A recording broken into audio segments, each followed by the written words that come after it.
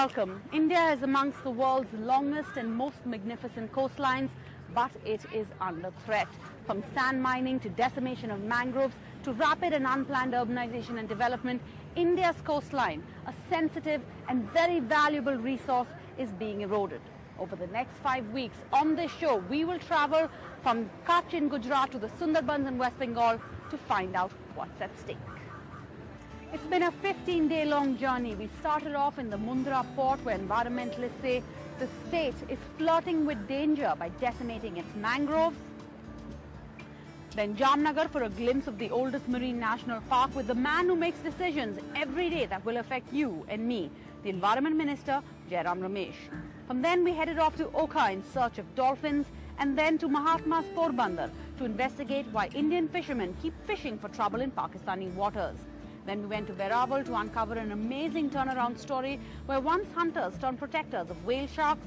Alang, home of the world's biggest shipbreaking yard, where hazardous waste is seeping into our marine food chain. Vapi, which in 2009 the Environment Ministry called the second most polluted place in the country, with a short stopover in Daman, where finally in Mumbai, the financial capital of the country, where the struggle to balance the needs of the environment and development is more stark. Our first story today is from Porbandar, the birthplace of the Mahatma and one of the biggest fish exporting ports in the country. Here we found that almost every other fisherman we spoke to had spent time in a Pakistani jail. Obviously, the question to ask was, why do they keep going back and crossing Pakistan's maritime borders? Here's why. 23-year-old fisherman Veer Abbas is a scarred man. Abbas has been arrested twice and detained for over 20 months for fishing in Pakistani waters.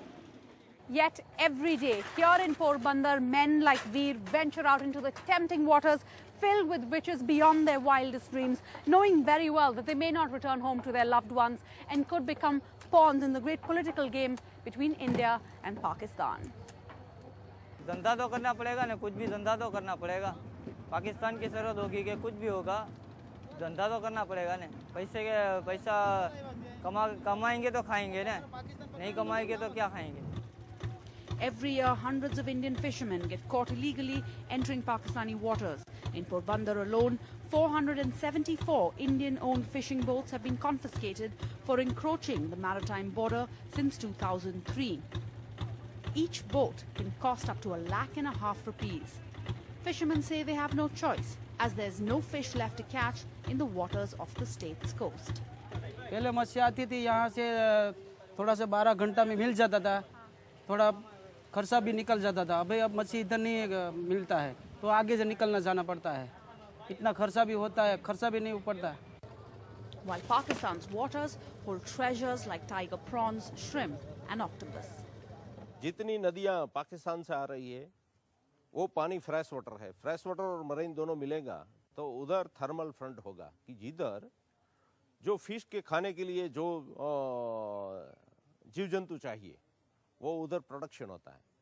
तो ऐसा border पे ये नदी आने की वजह से, fresh water आने की वजह से ज़्यादा ये वाटर है वो फर्टाइल वाटर होता है. तो जब फर्टाइल होता है तो उधर फीड भी होता है, तो फिश खाने के लिए आती है. तो पाकिस्तान में जो ट्रोलिंग तो है ही नहीं, उधर गिलनेटिंग हो रहा है. Gujarat state has branded itself as an attractive destination for foreign investment, but fishermen say instead of reaping the benefits, they are paying a high price. पूरा गुजरात किनारे पे फैक्ट्री इतना बढ़ गया दिन पर दिन. पोरबंदर में सामने बिरला फैक्ट्री, उसका पानी भी समुद्र सामने छोड़ है, तो उसका भी सुबह देखेगा तो कितना मच्छी किनारे पे पड़ा रहता है. तो सुबह चलने का भी प्रॉब्लम है, इतना मच्छी है. तो पूरा गुजरात में ऐसी कई फैक्ट्रियाँ है.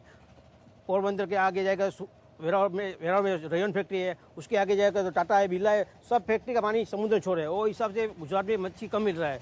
वो हिसाब से हमारा मछुआरे जक्वेरियम फिशिंग ज़्यादा करते हैं. But the fishermen aren't completely absolved of blame. The nets they use are so fine that it indiscriminately catches everything in its path. Take a look at these.